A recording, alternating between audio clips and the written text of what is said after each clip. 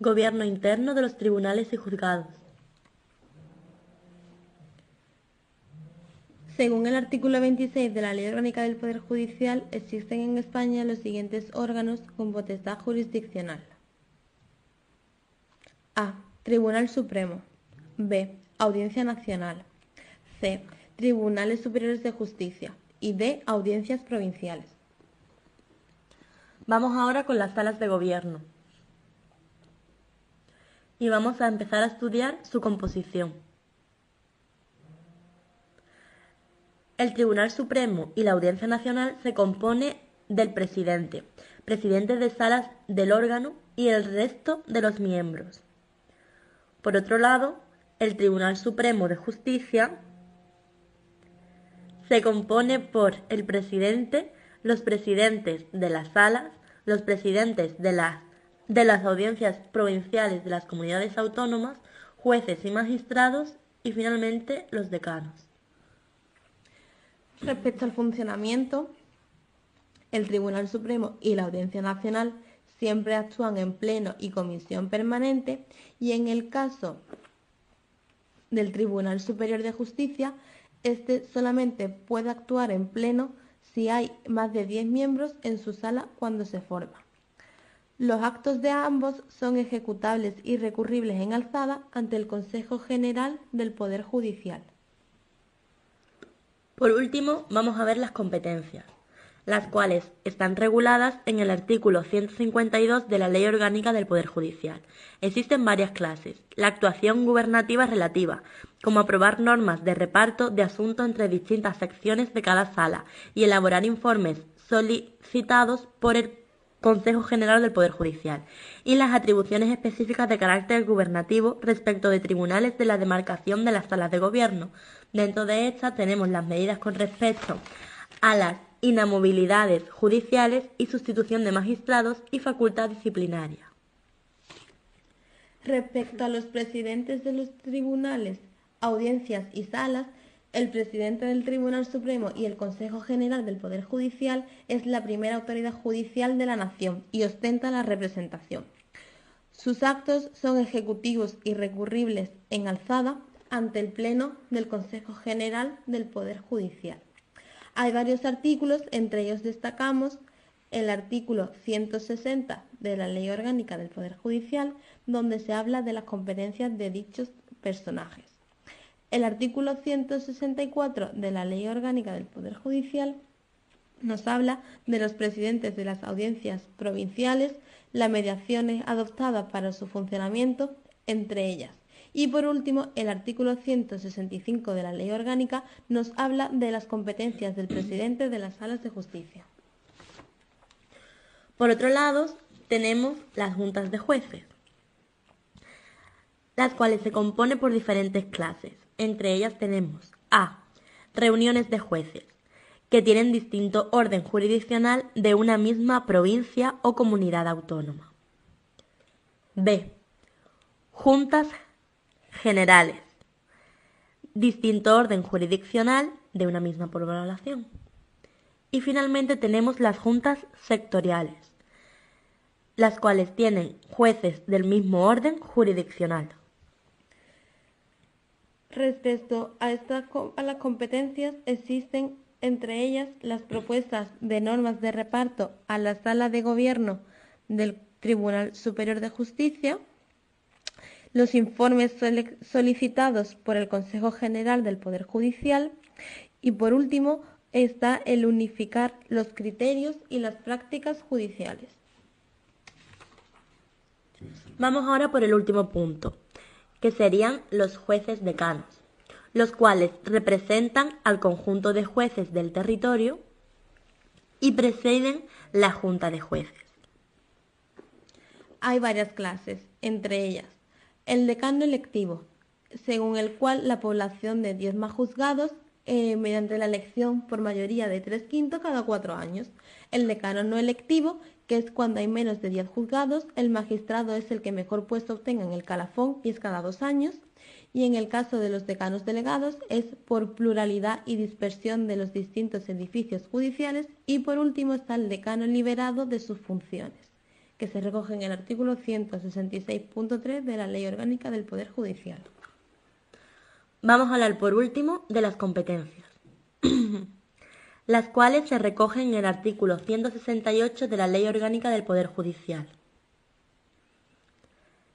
Resolver cuantos recursos les atribuye a las leyes procesales. Poner en conocimiento de las salas de gobierno todas las posibles anomalías en el funcionamiento de servicios comunes procesales de sus territorios.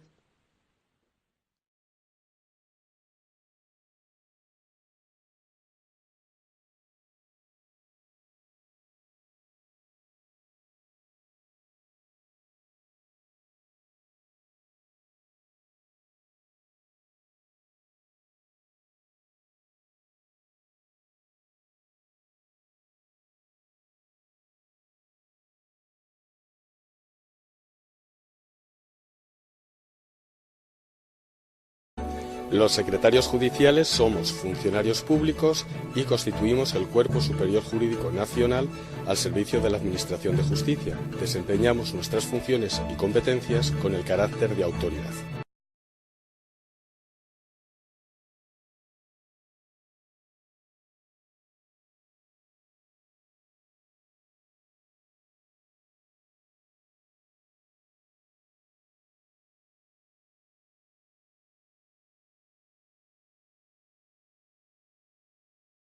Obviamente, tradicionalmente ostenta, como no puede ser de otra manera, la fe pública judicial.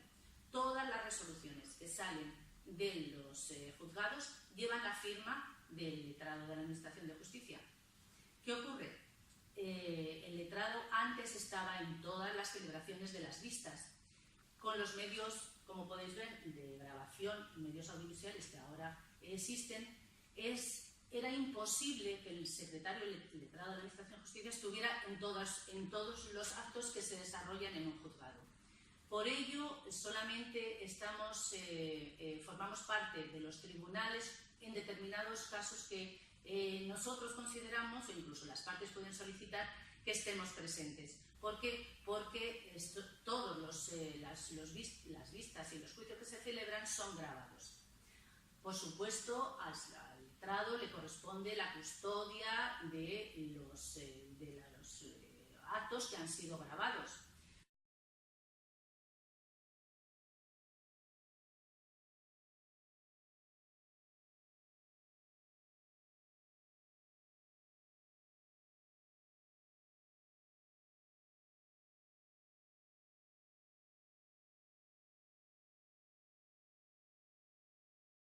¿Cuáles son las figuras o las funciones más importantes del secretario o del DAP?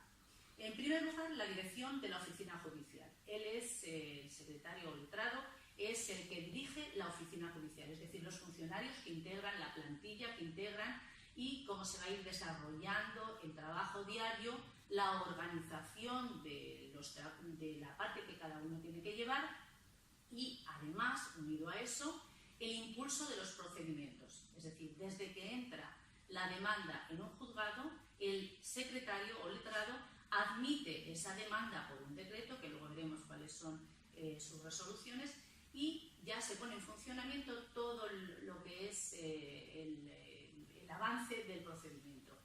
Es decir, que le compete la responsabilidad principal de la dirección de la oficina judicial y el impulso de los procedimientos. ¿Cómo se impulsa ese procedimiento? Pues a través de decretos, que son resoluciones que dicta el secretario, y resoluciones motivadas, o más breves, que son las diligencias de ordenación, que son pequeñas resoluciones que van siguiendo el curso de lo que impone la ley.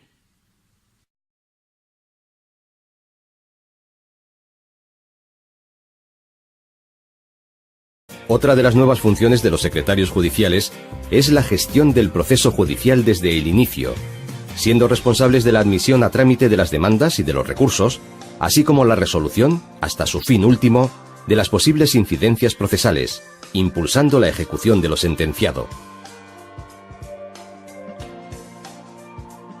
El secretario judicial preside los actos de conciliación, ejerciendo la mediación y evitando así al ciudadano la necesidad de acudir a un oneroso proceso judicial.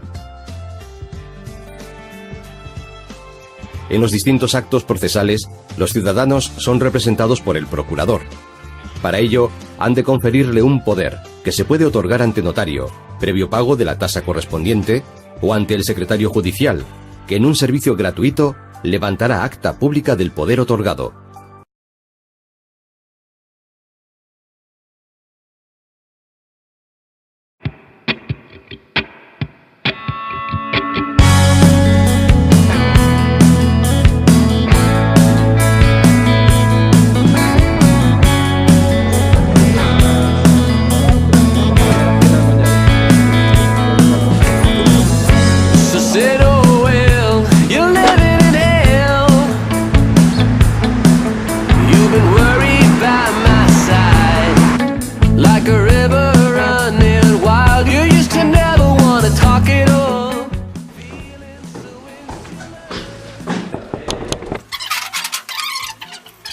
Mira, quería hacer un poder, me habían mandado a hacer un poder a Pujata. Sí. Sí. La procuradora es María de las Mercedes Argalá. ¿Algún procedimiento de esta Sí, jugada? el procedimiento.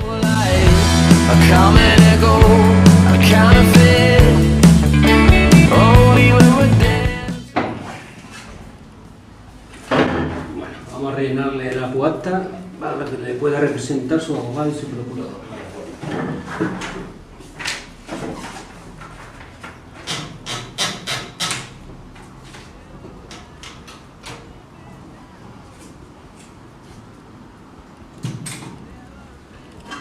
Vamos a empezar muy bien.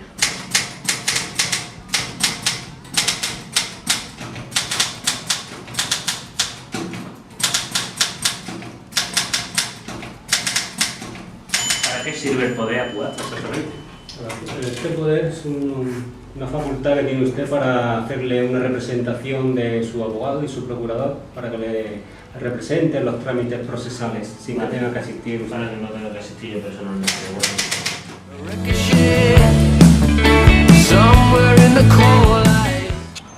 Hola, buenos días. Buenos días, pase. Dígame. Buenos días. Venía a hacer un poder a Pudacta. Es que, según me he comentado, ya no es necesaria la figura del procurador y mi abogado me ha dicho que sí podía venir yo. Sí, claro, solo necesito su DNI, si me lo permite. Sí.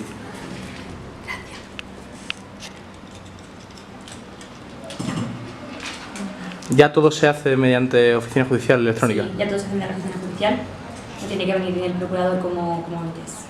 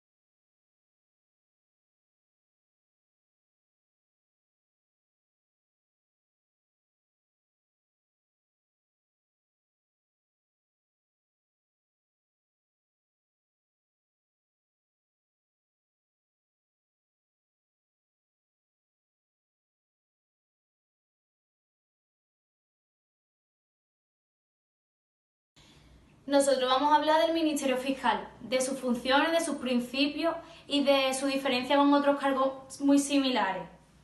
Pues bien, antes que nada vamos a definir lo que es el Ministerio Fiscal para que todos nos ubiquemos y sepamos de qué trata. El Ministerio Fiscal, también conocido como Ministerio Público o simplemente como fiscal, es una institución del Estado integrado por el Poder Judicial y cuya misión es promover la acción de la justicia defendiendo la legalidad, los derechos de los ciudadanos y el interés público. Además, el fiscal solamente podemos encontrarlo en un juicio, en representación de un juicio.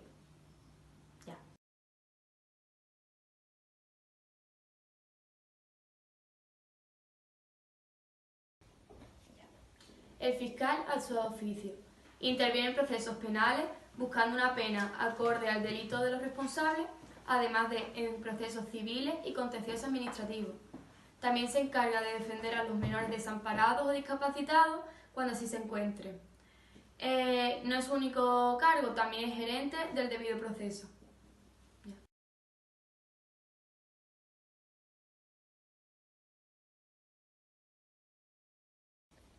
Bueno, yo voy a hablar de las funciones del Ministerio Fiscal.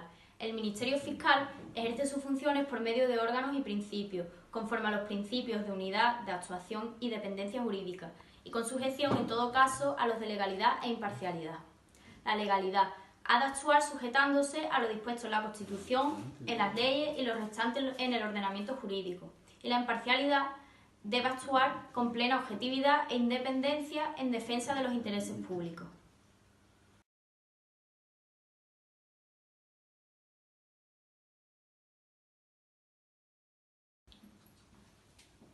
Yo voy a hablar sobre una característica principal del Ministerio Fiscal, que es el que tiene la carga de la prueba en un proceso tanto de la parte demandante como demandada. Este tiene que representar ante el juez los hechos probatorios del delito. Además de todo esto, el fiscal es el que se encarga de aplicar la propia ley, siendo totalmente objetivo.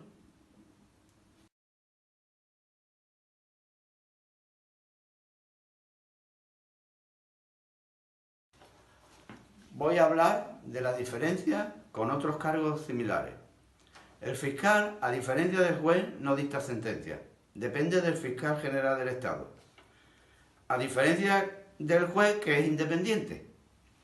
La diferencia entre fiscal y abogado defensor, el fiscal representa la parte pública, el interés público. Mientras que el abogado defensor es la parte contraria.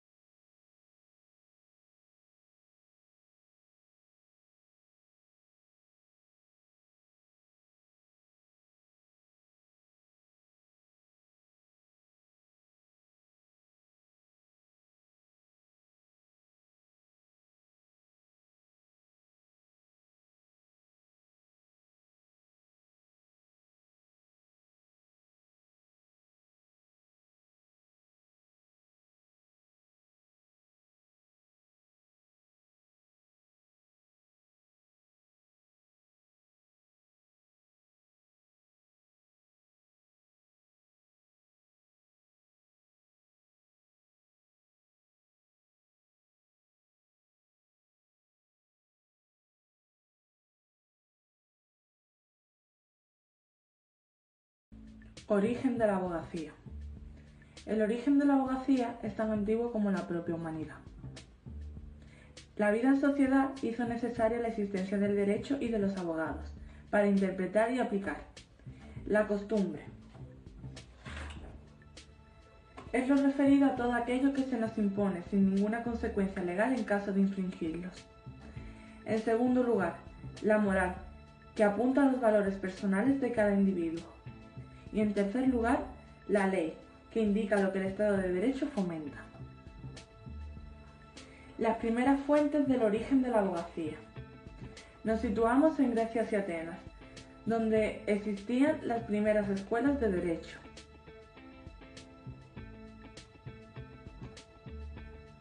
El precedente de la abogacía actual podemos encontrarlo en la antigua Roma. Allí nos encontramos con los causadicis y los jurisconsulti, los que vamos a explicar a continuación. Estas personas no eran titulados ni tenían ningún estudio. No había nadie anteriores a ellos. Deberían de tener más de 17 años, no poseer defectos físicos, ser varones y conocedores del derecho. Ahora a continuación hablaremos de los abogados en la actualidad. Los requisitos son los siguientes.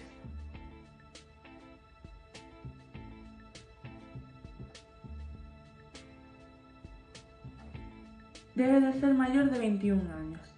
Debe de tener estudios de Derecho y grado correspondiente al título de abogado, tener buena reputación y estar admitido en la escuela de Derecho.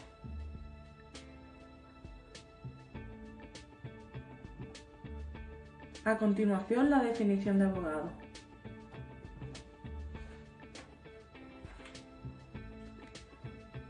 La palabra abogado proviene del latín advocatus, que significa llamado a. Es el llamado a defender los intereses del litigante. El estudio de la abogacía actualmente es muy importante, ya que es necesario para el día a día.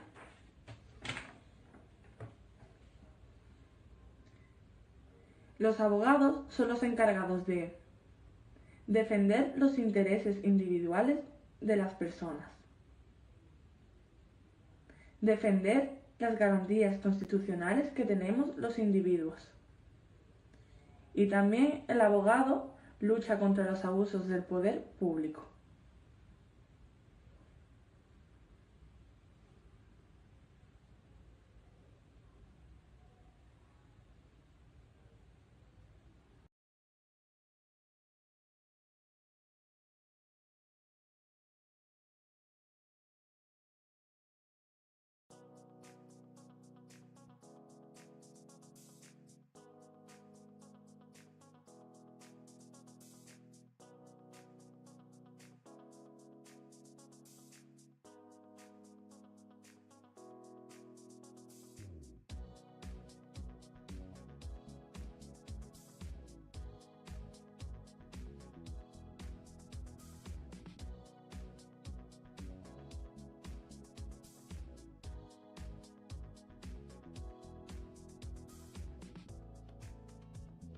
Todos conocemos en mayor o menor medida cuáles son las funciones de un abogado, seamos o no estudiantes de Derecho, pero hay una figura imprescindible que se nos olvida. Sí, es la profesión de procurador. En este vídeo te ahorraremos varias visitas al navegador en busca de información, resolviendo dudas orientadas tanto a jóvenes juristas de cara al mundo laboral como para cualquier persona que requiera de sus servicios en alguna ocasión. Creo que una de las primeras preguntas que tenemos que resolver sería ¿qué es ser un procurador? La profesión de procurador es una de las menos conocidas dentro del ámbito del derecho, y aquellos que no están metidos en este campo no suelen saber de su existencia hasta que tienen que afrontar un proceso judicial. El procurador es aquel que ostenta la representación de los particulares y empresas que se ven en la necesidad de acudir a los tribunales. Entonces, Yamal, ¿cuáles serían los requisitos para ser un procurador? Terminar la carrera de Derecho. Luego, siguiendo la Ley 34 de 2006 sobre acceso a las profesiones de abogado y procurador de los tribunales, se exige también que aquellos que terminaran sus estudios después del 31 de octubre de 2013 realicen el máster de acceso a la procura y superen una prueba de aptitud. Una vez finalizada la formación, todavía queda un último requisito: inscribirse en el colegio de procuradores de la ciudad en la que se desea ejercer la profesión. Genial, creo que nos queda un poco más claro, pero aún nos surge una duda: ¿cómo se colegia un procurador? Una vez terminada la formación y superado el examen, es necesario que el procurador se colegie para poder ejercer su profesión, como hemos dicho con anterioridad. El interesado debe presentar una instancia cumplimentada y acompañada de un certificado de nacimiento original, una certificación original de antecedentes penales, fotocopia del DNI, original y copia del título de licenciado o graduado en Derecho, del máster de acceso a la procura, y lo mismo con el título profesional de procurador.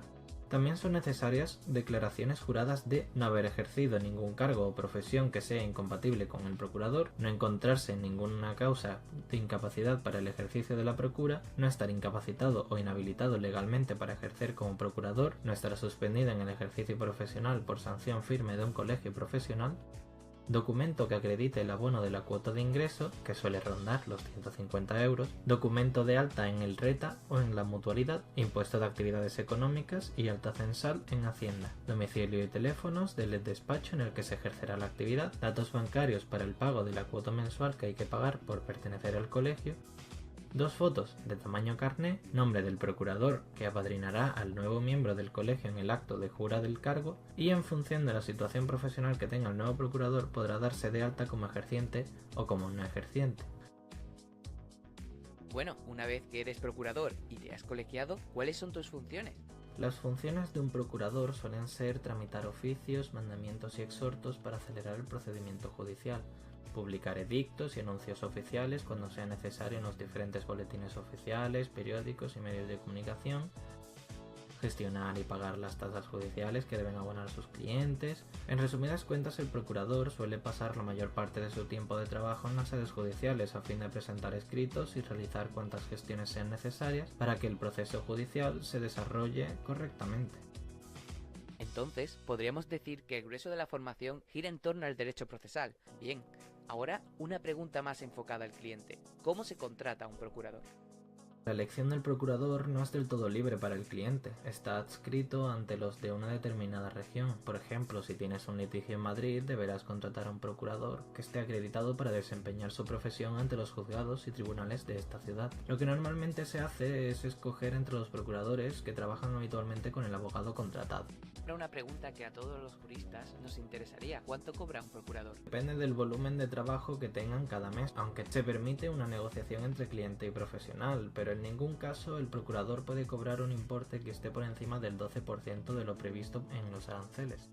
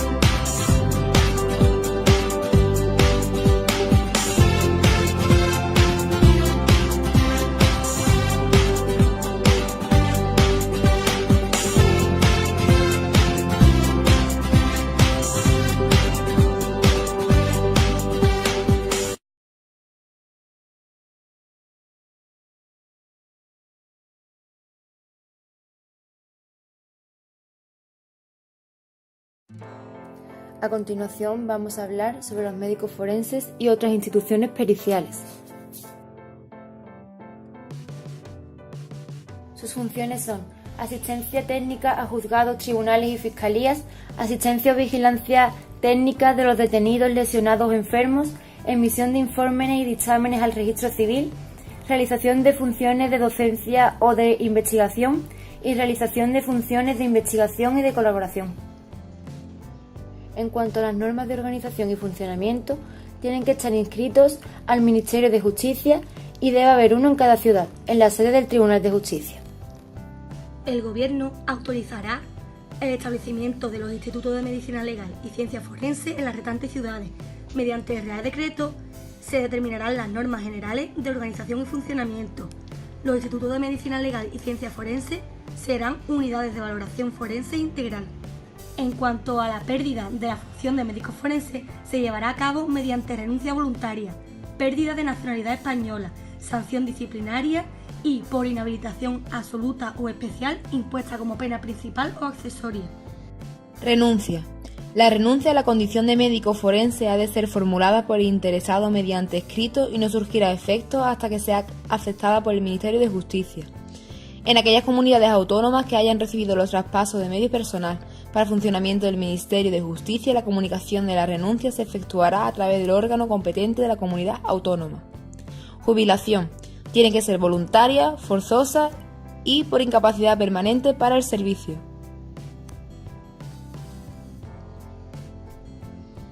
Requisito de acceso.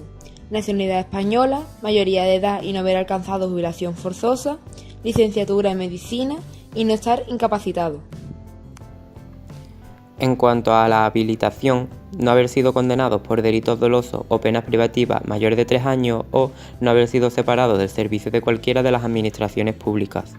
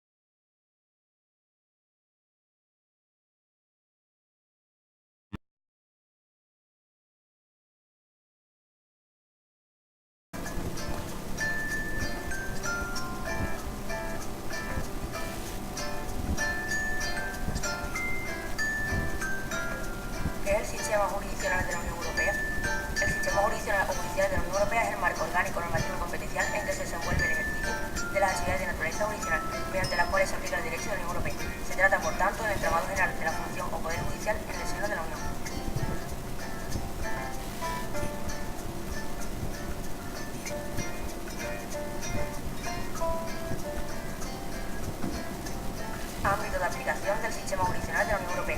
El derecho de la Unión Europea es el conjunto de normas y principios que determinan el funcionamiento, corporación y competencia de la Unión Europea. Se caracteriza por tratarse de un orden jurídico sui diferenciado del derecho internacional, así como del orden jurídico interno de los países miembros. Su mecánica se engloba bajo una categoría propia denominada sistema comunitario o comunitarismo.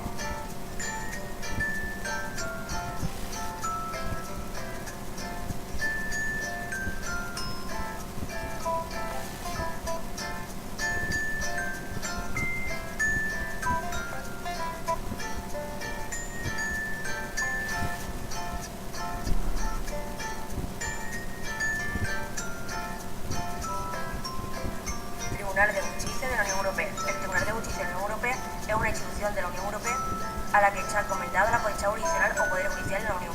Su misión es interpretar y aplicar el derecho de la Unión Europea y se caracteriza por su naturaleza orgánica, compuesta y su funcionamiento y autoridad supranacional.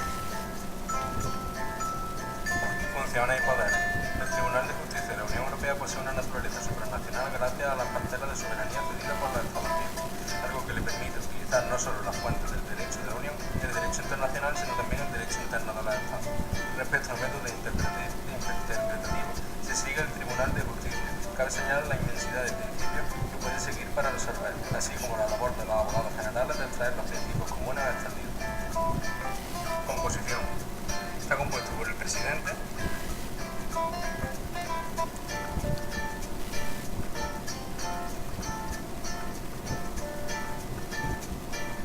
los jueces,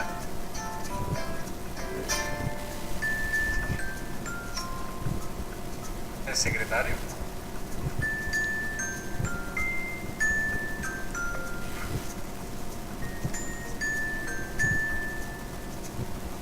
y los abogados generales.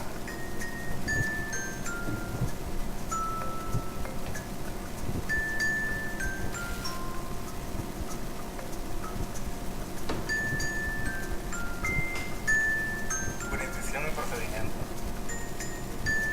Los procedimientos son el recurso por incumplimiento, el recurso de anulación, recurso por omisión, recurso de indemnización por daño, recurso de casación, recurso de los funcionarios y cuestión prejudicial. El Tribunal General, y también existe el tribunal especializado en determinadas áreas. Los instrumentos y procedimientos que se utilizan son la jurisdicción nacional, procedimientos prejudiciales, recursos y medidas provinciales.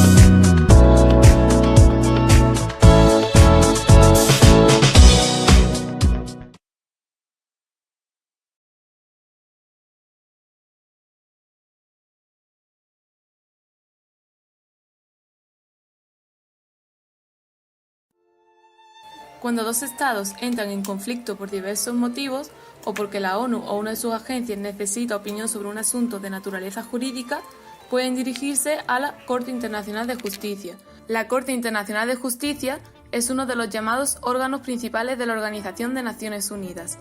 La Corte existe desde 1946, sus dos idiomas oficiales son el inglés y el francés. El documento fundacional de la Corte, su estatuto, es parte integral de la Carta de Naciones Unidas.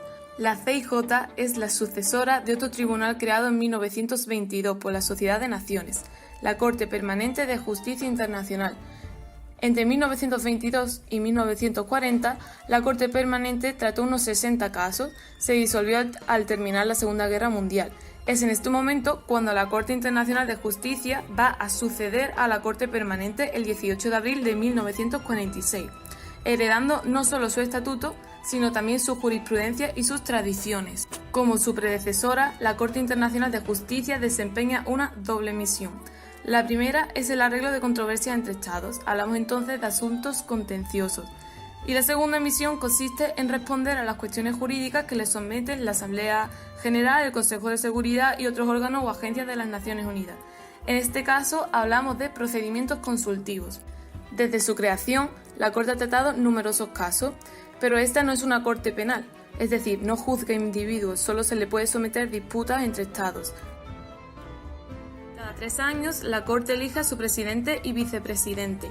El primero preside todas las acciones de la Corte, dirige su trabajo y supervisa la administración y cada año presenta un informe sobre las actividades de la CIJ ante la Asamblea General de Nueva York.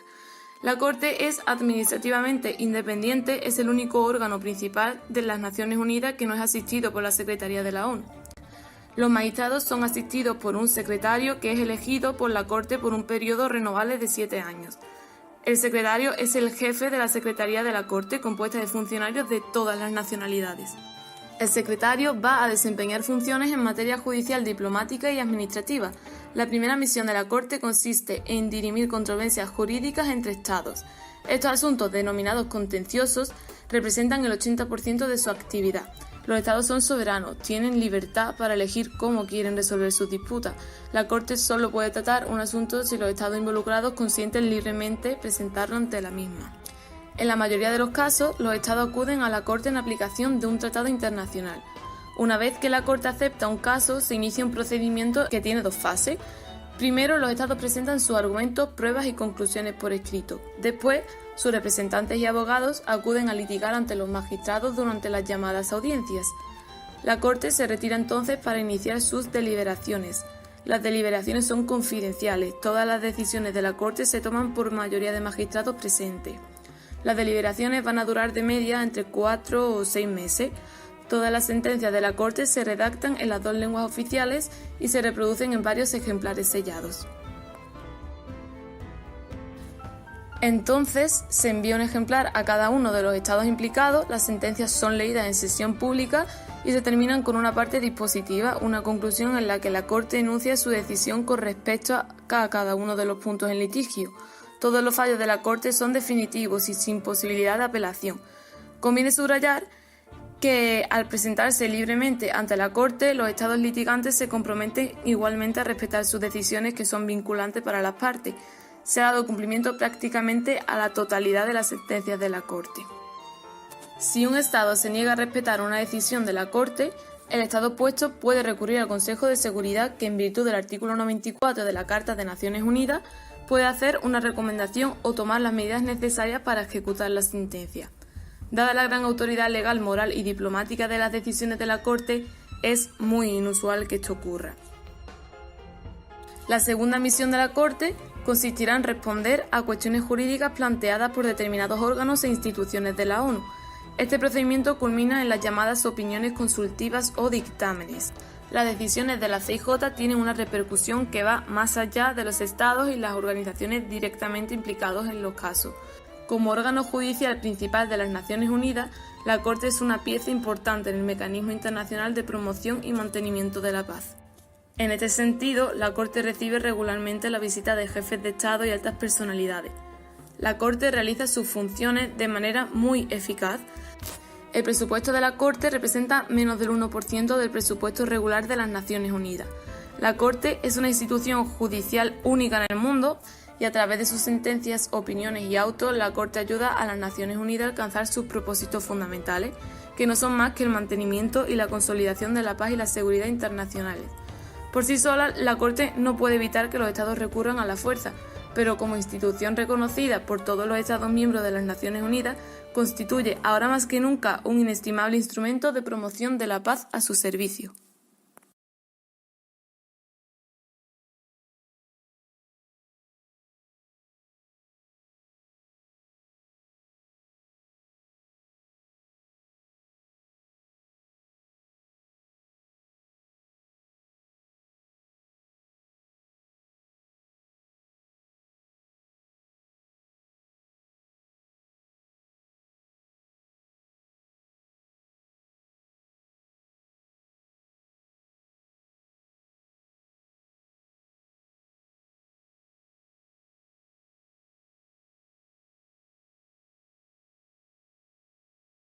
Breve historia sobre la jurisdicción militar.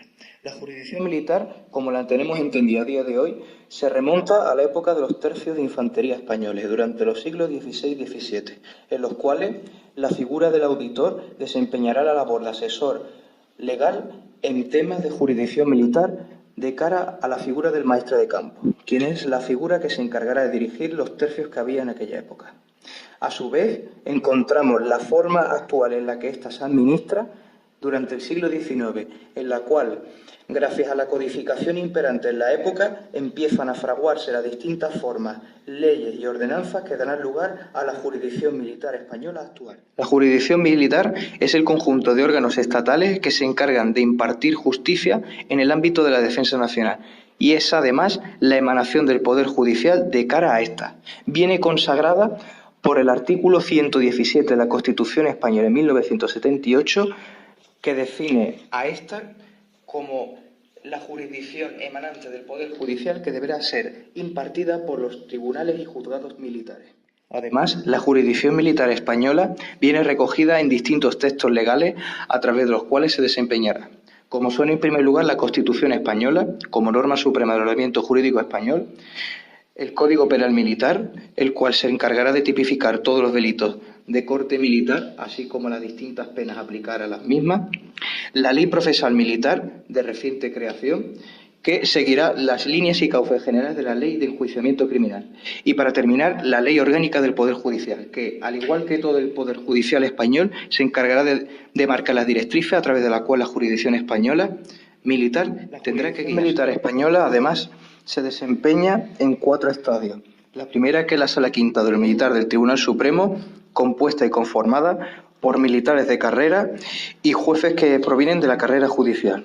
Después se desmembrena en el Tribunal Militar Central, el cual está presidido por el auditor presidente, vocales togados que lo acompañen en el ejercicio de sus funciones y vocales militares. Pero dicha jurisdicción militar se va desgranando en cada parte del territorio español por medio de los tribunales militares territoriales, que a su vez se desgajan en 18 juzgados togados militares territoriales que hay repartidos por la geografía nacional. Estos además cuentan con la Fiscalía Jurídico-Militar, que depende del Fiscal General del Estado. Es desempeñada a través de los miembros del Cuerpo Jurídico Militar, quienes tienen reglamentariamente asignadas las funciones de asesoramiento jurídico y aplicación de la justicia en el ámbito de las Fuerzas Armadas.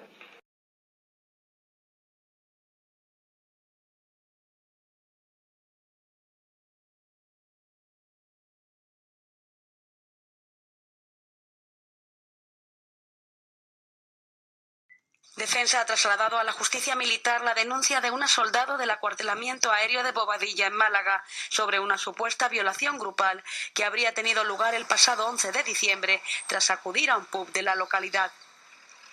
Fuentes del Ministerio de Defensa han informado a EFE de que la soldado contó al día siguiente a su superior los hechos y que éste decidió trasladarlos al Juzgado Togado Militar número 24 de Sevilla, que instruye la investigación. La soldado denunció que durante la celebración del Día de la Patrona del Ejército del Aire fue drogada y violada por sus compañeros en el cuartel de Bobadilla. Las fuentes de defensa han indicado que la soldado presentó asimismo una denuncia ante el juzgado de Antequera en Málaga a instancias de su superior. Son las distintas actuaciones relativas a la tramitación de procesos en los que se interrelacionan una serie de actos realizados por el órgano judicial y las partes litigantes para conseguir el inicio, tramitación y terminación de un proceso judicial. Todo ello se llevará a cabo ante el juzgado, togado o tribunal militar como las personas que intervienen. Las actuaciones deberán ser públicas y de forma oral para materias criminales. Necesariamente se tienen que practicar en la sede del órgano jurisdiccional que respetará cualquier territorio de su jurisdicción, como además la cooperación judicial entre diferentes tribunales, como la aplicación de los tratados internacionales para la cooperación internacional. Tienen por objeto recabar datos que permitan al juez instructor pronunciarse sobre el tratamiento procesal de los que ha tenido conocimiento sobre su propia competencia y sobre si dichos hechos tienen trascendencia penal. Se pueden iniciar bien de oficio cuando el propio juez togado tenga conocimiento, por denuncia cuando se tuviese conocimiento de su perpetración, por el fiscal jurídico cuando tuviese conocimiento de la infracción penal, por incitación del tribunal territorial, por querella y por denuncia del agraviado. La instrucción o sumario se desenvuelve a través de unos actos que tradicionalmente se clasifican en iniciación, desarrollo y conclusión.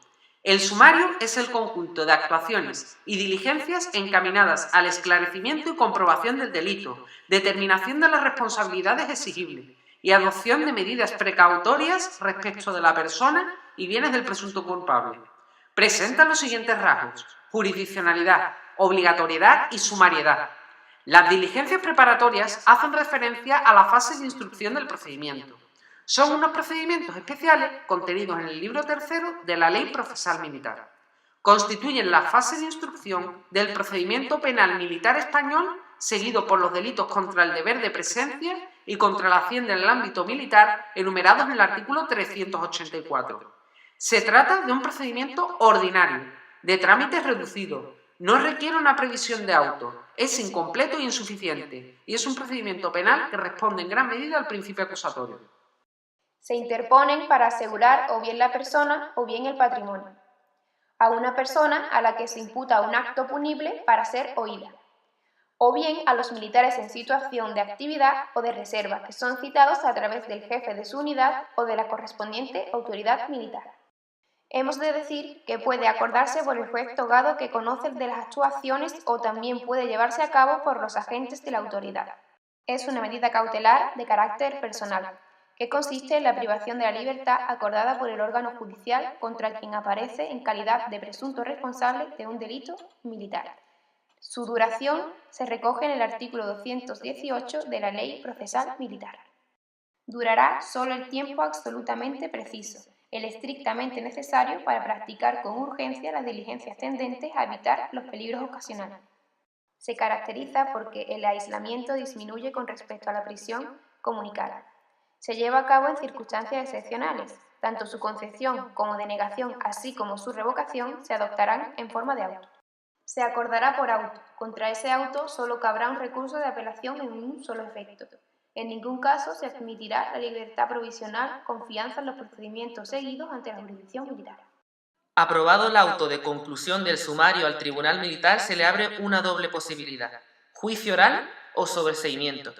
Abierto el juicio oral, pasarán las actuaciones al fiscal militar y sucesivamente al acusador para que en el plazo de 5 días se instruyan y formulen su escrito de conclusiones que deben contener exposición concreta de los hechos, calificación legal, participación, circunstancias eximentes o modificativas de la responsabilidad criminal, pena a imponer o, en su caso, absolución y responsabilidades civiles procedentes. Es el momento de la actividad probatoria que servirá al tribunal para fundamentar su sentencia. Las sesiones de la vista serán públicas, pero el artículo 295 de la Ley del Proceso Militar establece que el tribunal podrá acordar motivadamente que se celebren las sesiones a puerta cerrada, cuando así lo exijan razones de moralidad o de orden público. Notificada la sentencia, se confiere a las partes un plazo de 5 días para la preparación del recurso. Transcurrido este plazo, sin haber recurrido ninguna de ellas, el tribunal dictará auto declarando la sentencia firme y se procederá a la ejecución del fallo. La diferencia entre el sistema de la Ley de Enjuiciamiento Criminal y la Ley del Proceso Militar es que en la primera, las sentencias dictadas en primera instancia por la Audiencia Provincial o la Audiencia Nacional pueden ser impugnadas a través del recurso de apelación y, contra este recurso, el de casación ante el Tribunal Supremo, mientras que la ley militar tan solo admite el recurso de casación contra las sentencias dictadas por los tribunales militares territoriales o el Tribunal Militar Central.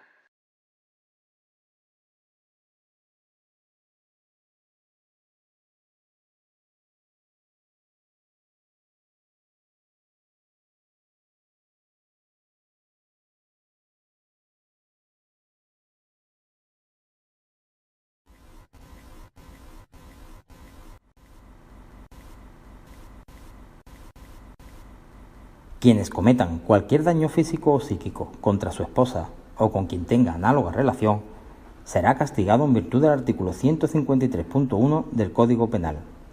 La violencia de género es un delito perseguible de oficio, por lo que desde el momento en que el juzgado, las fuerzas y cuerpos de seguridad, la Fiscalía o el centro sanitario conoce el delito, se pondrá en conocimiento de la autoridad judicial mediante denuncia, mediante el atestado policial o remitiendo el parte de lesiones. En cualquier caso, se garantiza el derecho a la asistencia jurídica gratuita a la víctima. Lo más habitual es que exista denuncia por parte de la víctima ante los cuerpos policiales. Se realizarán a la víctima una serie de preguntas preestablecidas con respuesta tipo test en formato informático, de forma que al finalizar el cuestionario se tendrá en consideración el resultado obtenido.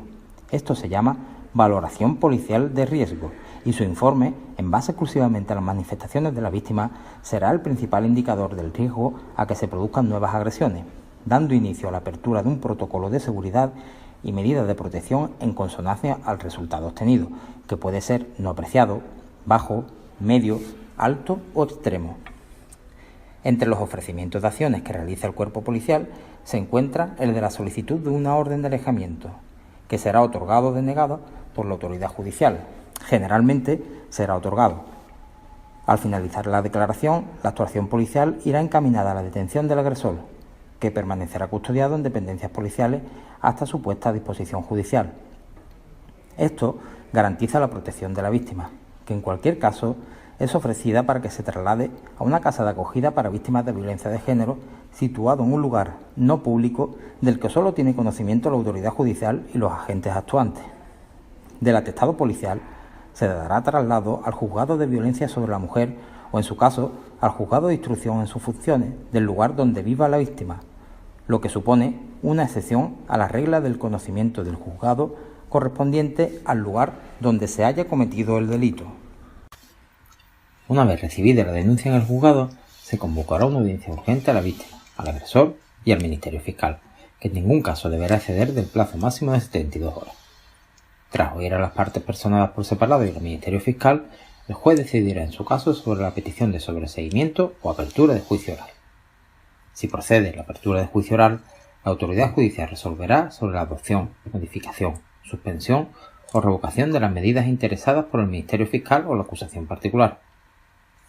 Estas medidas podrán ser penales, tales como la privación de libertad del agresor o una orden de alejamiento a favor de la víctima, su domicilio y su lugar de trabajo, medida que es tomada con habitualidad en este tipo delictivo, que aunque ya fuera ofrecida por las fuerzas y cuerpos de seguridad, si la víctima hubiese declinado el ofrecimiento en su momento, volverá a ser nuevamente invitada a esta protección y, aun negándose a ella, podrá ser decretada en contra de la voluntad de la víctima si el Ministerio Fiscal así lo considera conveniente. O bien medidas civiles, como privación de la custodia o patria potestad de los hijos, suspensión del régimen de visita, atribución de vivienda habitual, entre otras. Finalmente, se podrán adoptar medidas sociales como una prestación económica a la víctima, que generalmente se otorga por un plazo de 18 meses prorrogable, si bien en casos muy excepcionales se concederán de forma vitalicia. ¿En qué se basa fundamentalmente la decisión del juez? Este tipo delictivo se caracteriza por la especial dificultad probatoria por ser frecuente la comisión en el ámbito de la intimidad.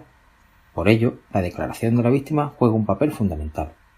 En este sentido, cabe la posibilidad de emplear la videoconferencia para así reducir el sufrimiento psicológico de la víctima, evitando así la victimización secundaria.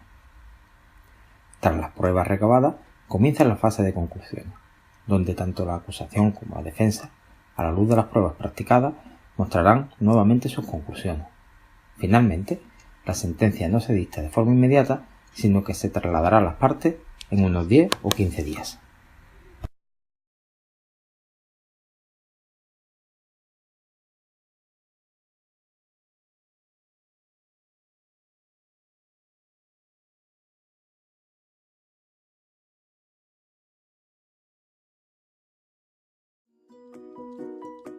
Procedimientos penales de las calumnias e injurias.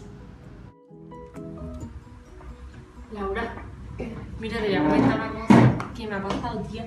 Es que la verdad que estoy súper agobiada porque es que... ¿Qué pasa?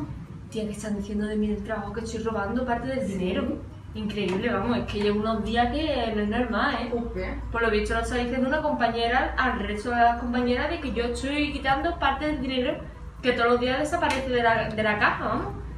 ¿Eso tendría algo que ver con injurias y calumnias? ¿Tú sabes si eso yo lo podría demandar o algo? Lo es en la universidad, creo que sí. Lo que pasa es que lo tengo que mirar bien porque no lo recuerdo muy bien, pero yo creo que sí, que tiene que ver con las injurias y calumnias, claro. Vale, pues a ver si me puedes ayudar porque la verdad que me tiene ese tema un poquito agobiada. Ahora vamos a explicárselo a nuestra amiga. Las injurias o calumnias son delitos de acción privada. Se denomina delito privado o delito de acción privada en derecho procesal penal a un tipo de delito que, por no considerarse de una gravedad tal que afecta al orden público de la sociedad, no puede ser perseguido de oficio por los poderes públicos, sino que es necesaria la intervención activa de la víctima como impulsora de la acción de la justicia y como parte en el proceso judicial. Se trata de una especialidad procedimental que se caracteriza por razón del tipo de delito al que se aplica, así como por el sujeto pasivo de los mismos. Es importante distinguir aquellas injurias y calumnias producidas por cualquier medio de publicación o difusión, o las injurias y calumnias en las que no existe publicidad. Dependiendo de ello, se le aplicará un título u otro. Están legitimados para promover este procedimiento el ofendido por el delito y también su representante legal. Artículo 215 del Código Penal. Esta sentencia del Tribunal Supremo ha venido a aclarar que el procedimiento básico para estos delitos deberá ser el abreviado, complementado por las normas específicas de los artículos 804 a 815 de la Ley de Enjuiciamiento Criminal. Laura, dime, ¿te acuerdas de lo que te comenté el otro día? Pues ahora resulta que la compañera está haciendo unos escritos y lo está metiendo en cada taquilla del resto de la compañera. Y aparte de todo eso, que lo más fuerte es que también lo ha publicado en una red social. Entonces, ¿ahora qué hago yo ante todo eso? Yo creo que tienes que intentar recopilar esos documentos que ella ha escrito, que le ha dado a las compañeras, e integrarlos también a la hora que presentes la querella, como presentar también esos documentos, para a la hora de celebrar el juicio y eso, poder tener esos documentos. Y entonces, por ejemplo, ¿cómo sé yo cuándo se celebraría el juicio? Pues desde una vez presentada la querella al juez pertinente, ¿no?, que te haga conocer de este caso, a los 3 días siguientes se celebraría el juicio. Y esto a veces se puede ampliar a 8 días, pero dependiendo de unas circunstancias especiales. Pero en general son 3 días, a los 3 días siguientes. Entonces, vale, pues bueno, ya veremos a ver qué pasa. Ay, Laura, qué bien, tía, ya se ha celebrado el juicio y hoy mismo me han dado las respuestas, todo perfecto, ha salido todo tal como me dijiste, tal como me lo explicaste que iba a pasar, todo. Y resulta que ahora ya la compañera, el jefe ya ha terminado con ella su contrato, todo. Que no va a estar mejor. Y nada, ya está todo perfecto, vamos, ha sido un peso que me he quitado de encima, vamos, es que te debo todo, vamos, muchísimas gracias. Nuestra amiga seguro que nunca olvidará cuál es el procedimiento de las injurias y calumnias. ¿Y vosotros? ¿Lo habéis entendido?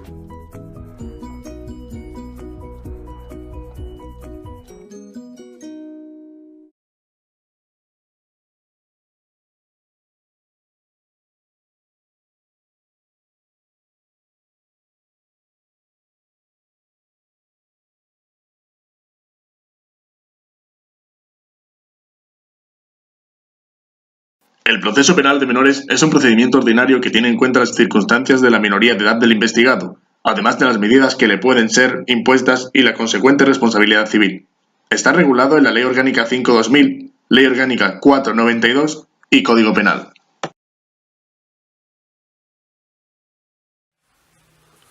Buenos días. Esta mañana ha sido detenido un menor en un colegio por haber apuñalado con unas tijeras a su profesor tras comunicarle que ha suspendido el examen delante de todos sus compañeros. El menor ha sido trasladado a las dependencias policiales. Avisamos que estas imágenes pueden dañar gravemente su sensibilidad. Nos encontramos aquí en el domicilio del menor. Estamos esperando a que sus padres lleguen y poder hablar con ellos para que nos aclaren. ¡Mira, mira! ¡Ahí viene el padre del niño!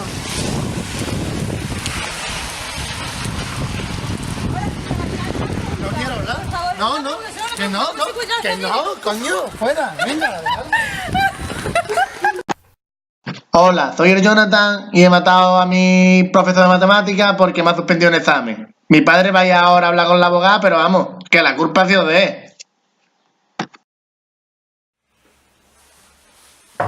Hola, buenas tardes. ¿Se puede? Sí, sí, adelante. Con su permiso. Yo soy el padre de la criatura, que ha salido esta mañana en el telediario. Buenas tardes, señor, cuéntame. Yo es que ya no sé lo que voy a hacer con este niño. A mí me tiene amargadito me tiene. Tranquilícese, por favor. ¿Qué edad tiene su hijo? 17 años. Bien, entonces es un proceso penal de menores y el régimen que aplicaríamos es el de entre 14 y 18 años. ¿Pero a mi niño qué lo van a meter en la cárcel? A ver, eso tiene una naturaleza educativa y sancionadora, pero lo principal es velar por el interés del menor. Bueno, ¿y esto cómo se demuestra? Porque yo quiero que usted demuestre que es nocivo. Hay muchos principios como el de culpabilidad y el de legalidad, y su hijo además tiene que ser culpable y ese hecho que ha cometido tiene que estar tipificado en la ley. ¿Y ya está? ¿Eso es todo? Bueno, bien, van a estar presentes el juez, el Ministerio Fiscal o acusación particular y su hijo. Qué lío. Yo no sé cómo podía pasar esto. Que yo estoy muy hartito de trabajar. Pues mire usted, yo no sé cómo ha podido pasar. Puede haberse dado por una denuncia, una querella, pero esta vez ha sido el Ministerio Fiscal de oficio. ¿Y cuándo se dio lo que le va a pasar a mi niño? Relájese, porque todo esto va por fases. Está la fase, la preliminar, la de instrucción, la de intermedia, la de audiencia y la de ejecución, que es cuando a su hijo se le va a condenar o a absolver. Bueno, mira, que sea lo que Dios quiera. Tu mano lo debe. Muchas gracias, hija. Hasta luego, muchas gracias.